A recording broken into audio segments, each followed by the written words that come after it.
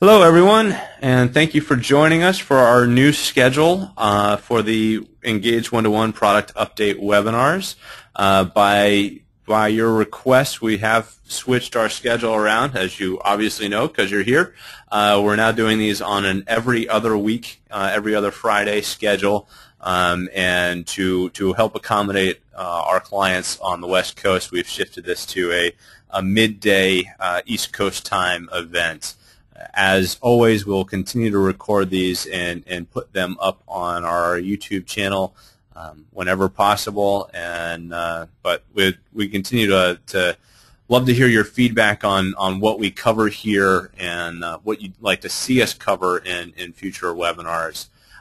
Because of that, and because we have a number of new attendees who have not been able to join our calls in the past, there's a couple of things that we're going to look at that you may have seen a little bit of before, as well as some new features that we like to show you in the OA3 environment and in the CA environment. And then my colleague Mark DeAndrea is joining me again today to talk a little bit about that Engage121 Playbook and how you can make use of that. So we're going to start today with some new features that have been put into OA3. And again, if you're not familiar with the OA3 application, this is the version of Engage121 that a local outlet would log into. So your local retail stores, restaurant owners, that sort of realtors, that sort of thing. The outlets for your Engage121 enterprise accounts. This is the application they'd use. And we've got a lot of features in here that have been making their way into CA. We've been prototyping them in the OA environment, the outlet application, and bringing them up to the corporate application for you. So again, we love to hear your feedback on what you see here. But one of the things I'm going to start with is an addition that's been made to the hot content feed. So in the share section, we have hot content, and hot content is a curated system of content that has a high propensity to go viral. So we look for content that is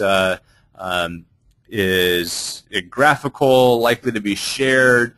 There's a whole proprietary algorithm that runs in the background to identify relevant hot content for your particular system, your particular organization. So in this case, I'm logged in as myself, so I'm seeing a lot of content that's about small businesses and about social media in general. So I've got things that are tailored to me, but obviously a real estate agent would see things related to real estate. A plumber would see things related to plumbing and home improvement, for example. But some of the changes that we've made here to hot content this week is the first thing you'll notice is that I have an indication that I have sent a piece of hot content.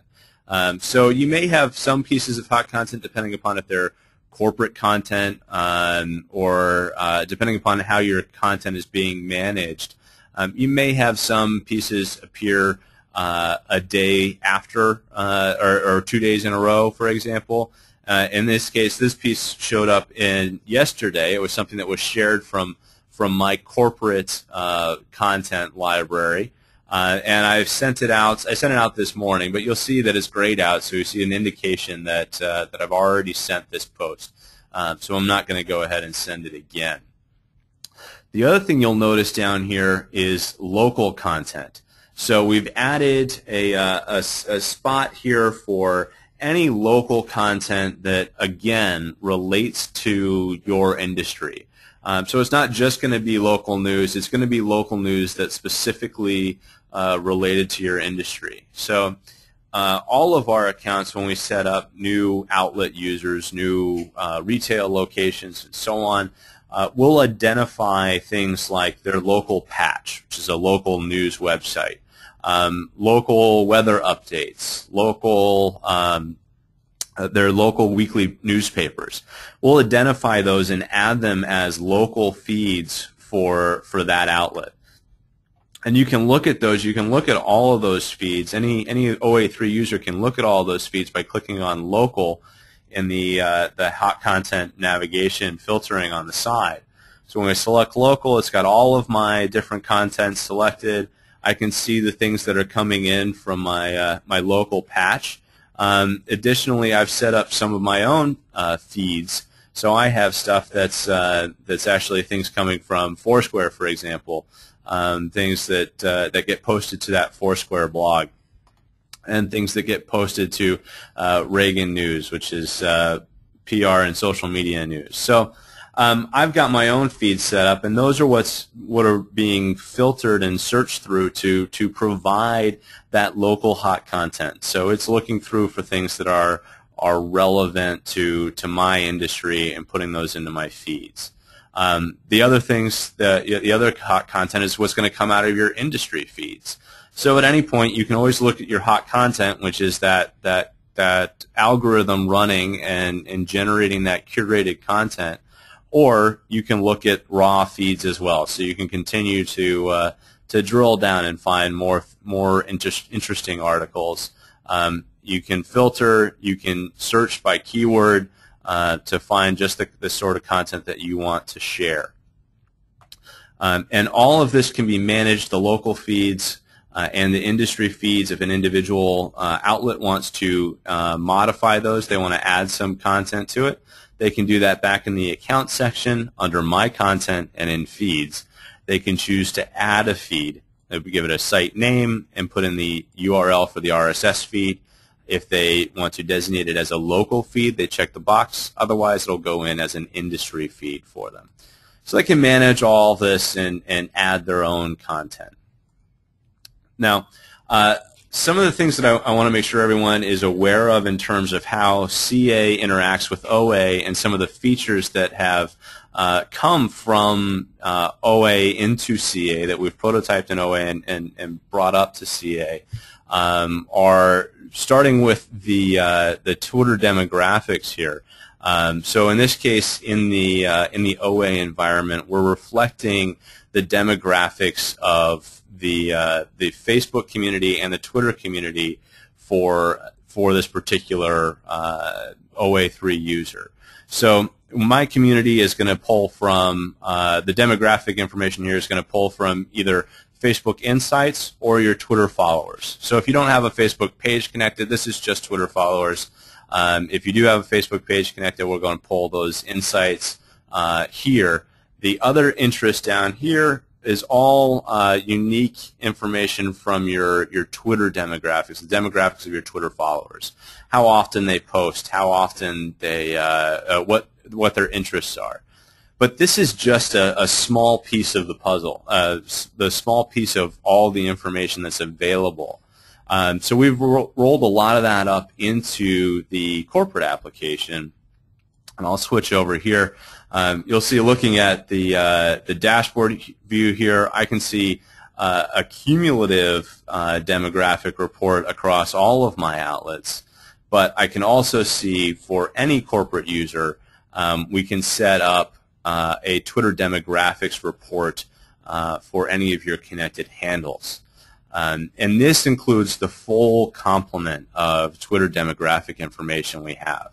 So not just basic things like the gender or location, but we also have things that go into the languages they speak, the ethnicities, where they shop, where they dress, marital status, and what their interests are. So you get a very detailed view into who your Twitter followers are and what they're interested in and how you can better reach them.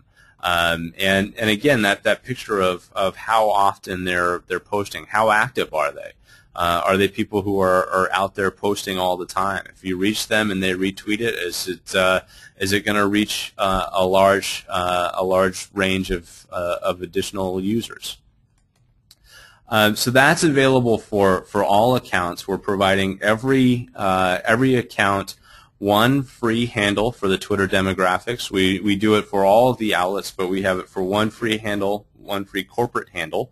And additionally, you can add more handles by going back to the account section, going into the library, and then going to the account apps section. And this is where the Twitter demographics is managed. You can turn this on. I have one handle selected already. I can choose to add others if I have others connected, and I'll have to approve that cost in order to set up additional handles for reporting. Now, this is only an option for admins on the account. You will not see the account apps library if you are not an admin on your account. So if you can't see that, if you need assistance with doing it, you can reach out to our support team here, who will help you identify who it is that's actually the account admin for your account, so that they can enable it for you. The other thing I'd like to show you while we're here in the library is that you'll notice there's a new system library that's called Hot Content. And this allows you to, as the corporate admin, allows you to add your own articles into the Hot Content feed that will be shown to your outlets.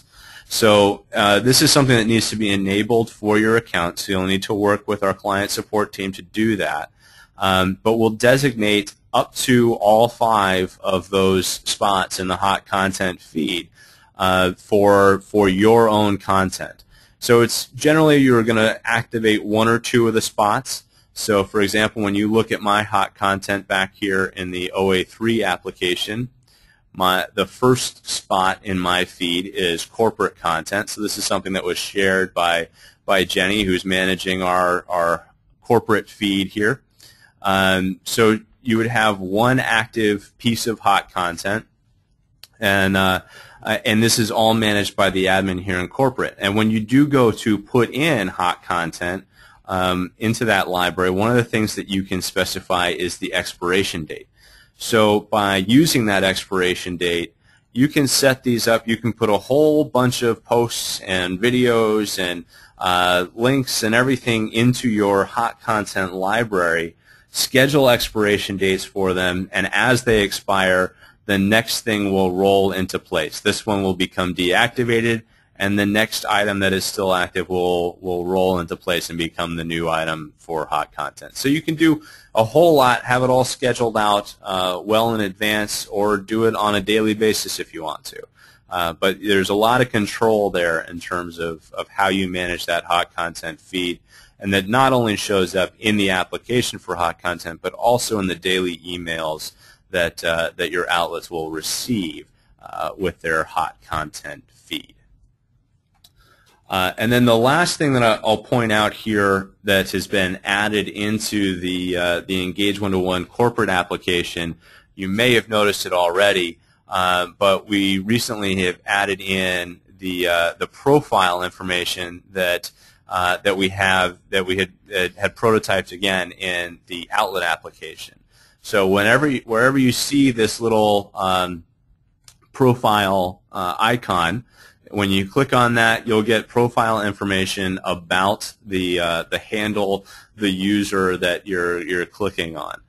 If they have multiple platforms that we have profile data available for, you'll see additional handles where they have accounts on Facebook and LinkedIn and blog accounts and things along those lines. You'll see that information in here, in addition to having things like the number of followers, the number of their cloud score, where they're located, the bio, that sort of thing. So that's another thing that was prototyped in the OA3 application and rolled up into the corporate application. So as you see things in the OA3 application, please let us know the things that you'd like to see added up to the corporate application as well. Now, I am going to go ahead and turn it over to Mark, who is joining us today to talk about the Engage121 Playbook, how you use it, and how you can get access to it.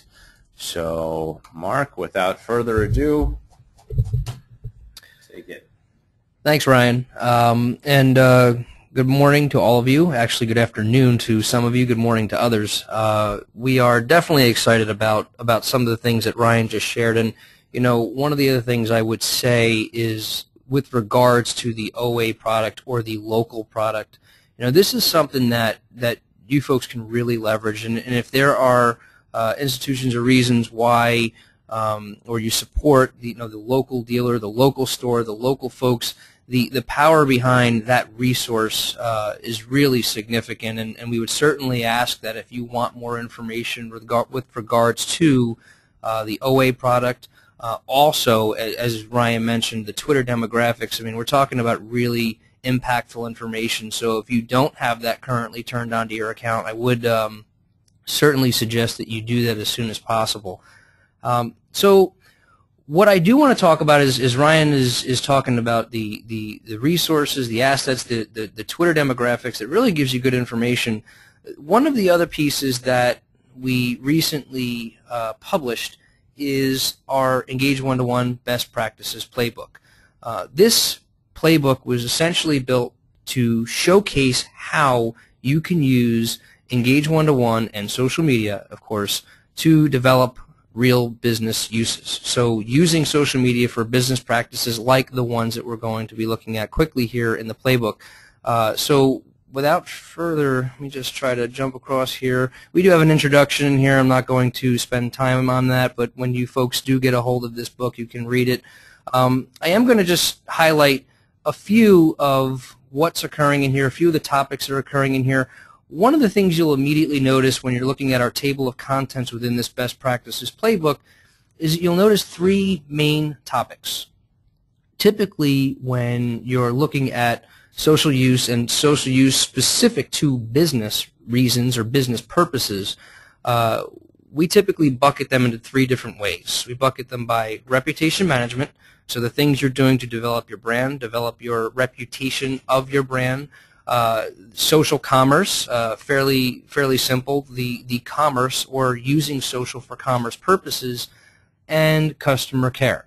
So delivering and resourcing a way for your company and for your customers to have dialogue with you to either vet concerns or to deliver what I would consider great user feedback on your company, your brand, or your product. So these are the 10 plays that we currently have in the playbook. This playbook will continue to grow. These 10 plays that you see here have been proven to work. So if you see them in this book, someone's using them. Some of your colleagues, maybe one of the individuals on this webinar, are using them currently. But these are proven techniques for using Engage121 for business practices and purposes. So I'm not going to go through all of them, but I'll quickly walk you through our first one that we have in the playbook, which is, are you using online reviews to protect your brand's reputation? So what you will see when you go through the book is very simple. We traditionally have 4 steps. The step will be set up by a use purpose. So at the very top, right next to or adjacent to the number 1, we have, are you using online review sites to protect your brand's reputation? And if not, here's the reason why you should. That is a consistent theme that will run through the entire book. So we will set up a purpose or a reason or a business purpose why you're going to use it, and then each one of the steps will essentially tutorialize how that can be done in Engage121. Obviously, we're concerned about you using social media for these business purposes, but we're more concerned, quite frankly, about you using Engage121 to execute these things, and for a litany of reasons. One, you have an absolutely incredible application that allows you to do all of these things, and 2, and probably the most important part, as you get to the end of each one of these playbook or best practices, we're talking to you about delivery. So step 4 is always going to be how you're measuring what it is that you just did. So for any of us, myself included, you know, we all have someone that we have to generate some form of report for or some form of an understanding to what it is that this accomplished. What did it accomplish for our business? What did it accomplish for all of the litany of purposes that you may have under goals or brand objectives? So as you go through, like I said, this book, regardless of the topic, whether it's reputation management, whether it's specific topics within reputation management, we always get to an end game where we're explaining how this stuff benefits your company from a measurable or from some form of a monitoring, some form of a goal perspective. So that's what's important about this book, and that's pretty much the gist of it. Again, I did say I wasn't going to spend too much time on it, but what's most important is how you will get this book. We do ask that you request this book. This is not something that we publish to anyone who is a non-Engage one-to-one client. This is specific to our clients. The way that you are going to go about getting a hold of this book is simple. We just ask that you request the Best Practices Playbook to the email address support@engage121.com. Ryan is going to be showing a slide at the end again with that email address on it. And we do ask, obviously, that you keep this amongst your company. This is something that we built for you, and we hope that you find great value in it. So that's all for me today. I am going to pass it back now to Mr. Ryan Hayes. Great. Thank you, Mark. So that's what we've got for this week. We hope that you all have enjoyed or appreciate the change in schedule, and if you do have additional feedback, we would love to hear it. And if you have any questions, please let us know. We got a couple questions here. We'll see if we can answer those as we can. The playbook is free for all clients, all Engage one-to-one clients. There isn't any cost associated with that. We do just want to keep that limited to our clients, though, so we do ask that you do email us to get the access to it. But you can do that, again, as Mark mentioned, at support@engage121.com. As always, I talk about it every time, but I definitely recommend following us on Twitter, liking us on Facebook, and subscribing to our YouTube page, as well as any of the many other pages that Jenny manages for us, like Google Plus and so on. But those are the key ones that I definitely want to make sure everyone follows, so you can stay up to date on these updates and updates to our application. And thank you all again for joining us. Please let us know if you like the new format, if you'd like to see changes in the future. We look forward to hearing from you. And have a great weekend, everyone, and we'll see you back here, not next week, but the week after that.